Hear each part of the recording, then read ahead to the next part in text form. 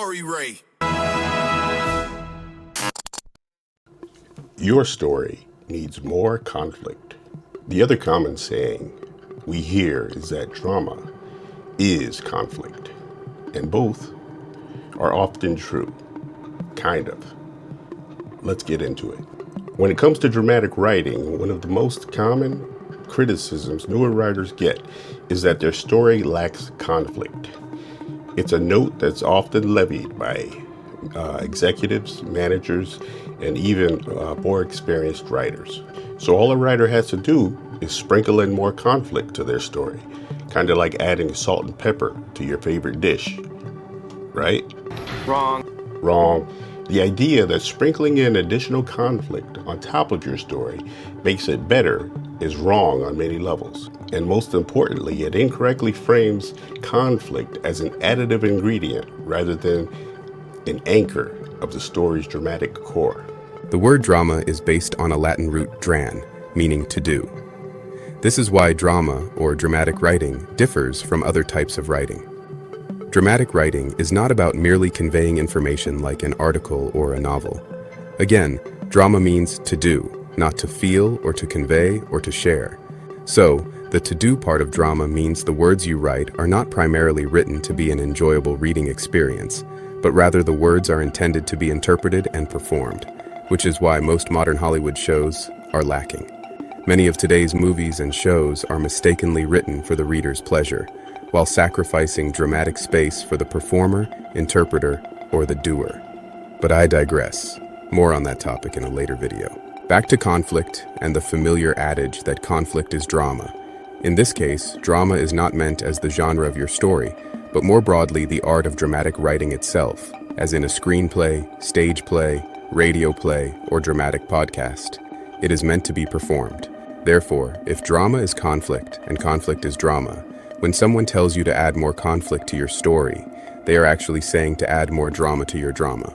Or if you baked a cake and someone tastes it and says, you need to add more cake to your cake.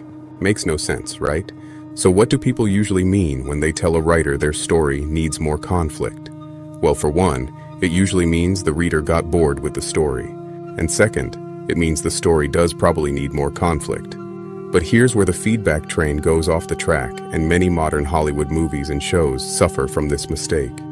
Conflict is not a seasoning that can be added to the story in more or less amounts. Conflict is the reason for a dramatic story to exist in the first place. Conflict has to be baked into the story at the core idea level. What often happens to newer writers is they'll write a story formatted as a script, but in actuality, at the story's basic core idea, there is not enough conflict baked in from the start. There might be an inkling of conflict, but it's not enough to sustain an entire movie or TV episode. And sadly, when it comes to dramatic writing, which is actually exploring conflict through performance, you can't just add conflict to the story after the fact and have the story be an effective piece of dramatic writing. There are different types of writers and different types of writing. Some writers naturally shy away from conflict in their writing, and many of them are fine, talented writers, but they are better suited for different types of writing rather than dramatic writing, i.e. screenwriting, stage plays, and other performance media. If conflict is drama, and dramatic writing is essentially conflict writing, and a writer's natural tendency is to go away from conflict in their work, then they're probably not well suited for dramatic writing, and there's no shame in that.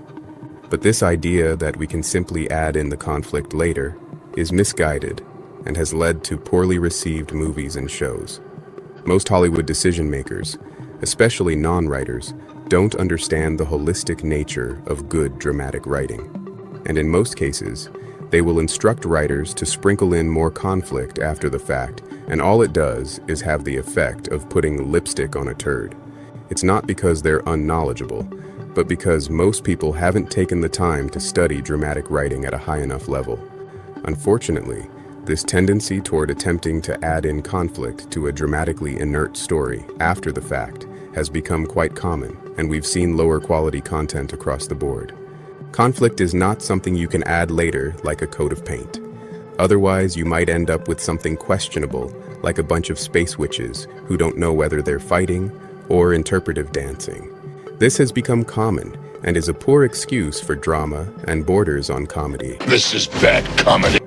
Action without resistance grounded in narrative is simply meaningless choreography. Look at an amazing piece of dramatic writing like Breaking Bad. There are several layers of conflict. It's impossible to separate the conflict from the narrative. It's all baked in together, from the character's internal state to the external world. Conflict wasn't something added later. It was baked into the story's core premise. The entire show is an exploration of multiple levels of conflict. So, when writers receive the "it needs more conflict" notes, and we will continue to get that note often, it doesn't literally mean you should just add scenes filled with disgruntled people into your story. What it usually means is you've written an entire story based on a premise or idea that did not have adequate conflict baked into the core idea or the engine of your story. This doesn't mean you're a terrible writer. It usually means that what you wrote is not dramatic writing.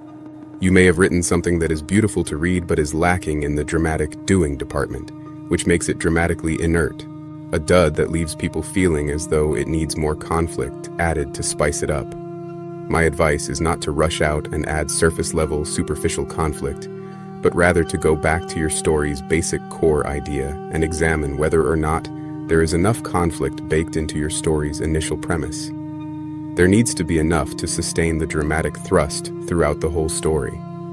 Also, if you are the one giving this note to a writer, and your instincts tell you their story would benefit from more conflict, rather than taking the easy, less effective route of simply telling the writer to add or sprinkle in more conflict, instead, go back to the story's core engine and examine that to make sure adequate conflict is baked in from the beginning. Remember, conflict is drama. Therefore, dramatic writing is essentially conflict writing. In drama, conflict is not something separate from the expression that can be added in later.